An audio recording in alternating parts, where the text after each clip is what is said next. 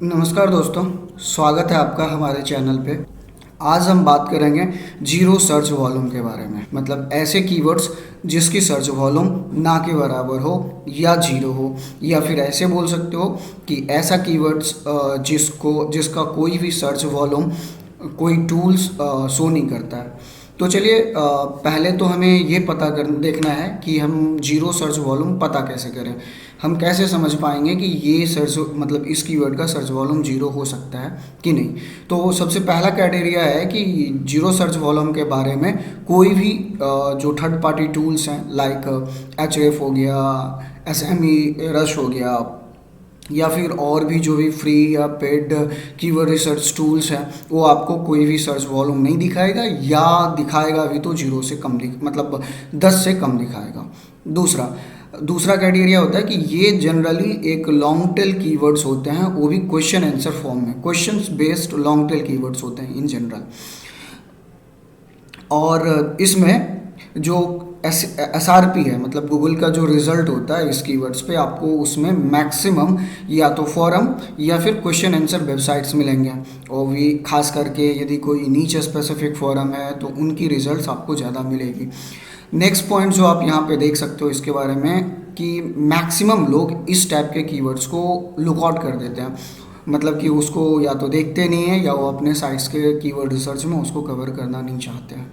तो और इसका एक और सबसे बड़ी चीज़ ये है कि आप इन छोटे छोटे कीवर्ड्स को एक क्लस्टर बना के एक लॉन्ग फॉर्म कंटेंट या फिर अलग अलग कीवर्ड्स के लिए अलग अलग कंटेंट डेवलप कर सकते हो।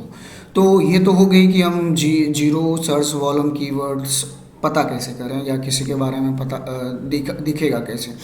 अब नेक्स्ट चीज़ है कि हमें इसकी बेनिफिट जानना होगा कि क्या जीरो सर्च वॉल्यूम कीवर्ड्स का कोई बेनिफिट्स है कि नहीं है।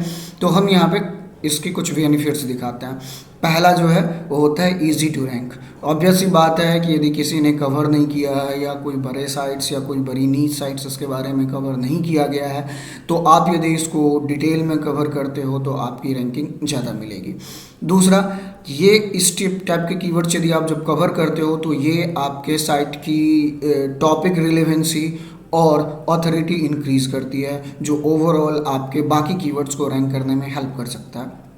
उसके बाद इसे हम लोग बोलते हैं लो हैंगिंग फ्रूट्स, मतलब ऐसे जिससे आप आराम से रैंक कर सकते हो और उससे बेनिफिट ले सकते हो। और इसको रैंक करने के लिए ना तो आपको बैकलिंक की ज़रूरत पड़ेगी, ना ही आपको एसईओ के बारे में ज़्यादा सोचना पड़ेगा।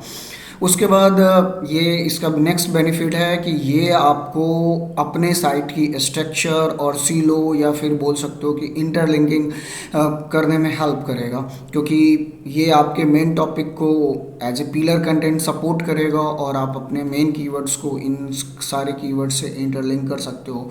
और हम जानते हैं कि जिन साइट्स मतलब जिस पेजेस पे ट्रैफिक होती है, यदि उन पेजों से हम इंटरलिंक लें अपने मनी कीवर्ड्स को, तो उन मनी कीवर्ड्स को या रैंक भी मिल सकती है और हमें कन्वर्सन भी हो सकता है।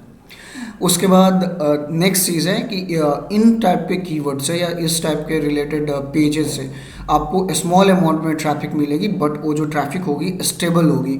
Means stable in the sense कि एक बार जो रैंकिंग आ जाती है उसे रिप्लेस करना बहुत मुश्किल हो जाता है, क्योंकि बहुत कम लोग कवर करते हैं।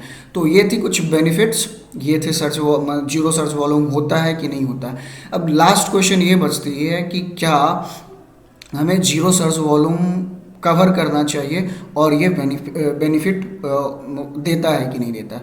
तो लेट्स से यदि आप किसी माइक्रो नीच में काम कर रहे हो, जहाँ पे आपकी सर्च साइट की टोटल ट्रैफिक मंथली 3000 या 4000 है, या मान लो 10,000 ही है, वहाँ पे यदि आप इन टाइप के कीवर्ड्स को कवर करके 1000 या 2000 ट्रैफिक इंक्रीज कर सकते हो अपने साइट को, और वहाँ से आप अपना सीलो सही कर लो, इंटरलिंकिंग सही कर लो, जो आपकी मनी आर्टिकल्स को रैंक करने में हेल्प करे, तो ये जो 2-3 हज़ार ट्रैफिक होती है, ये आपको अपनी साइट की अर्निंग और रैंकिंग इंप्रूव करने में हेल्प करेगी।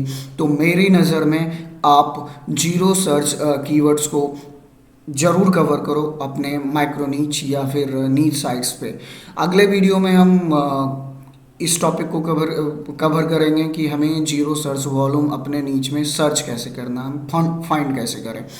Thanks for watching. यदि आपको ये वीडियो पसंद है तो चैनल सब्सक्राइब कर लें, वीडियो को लाइक और शेयर करें। थैंक्स।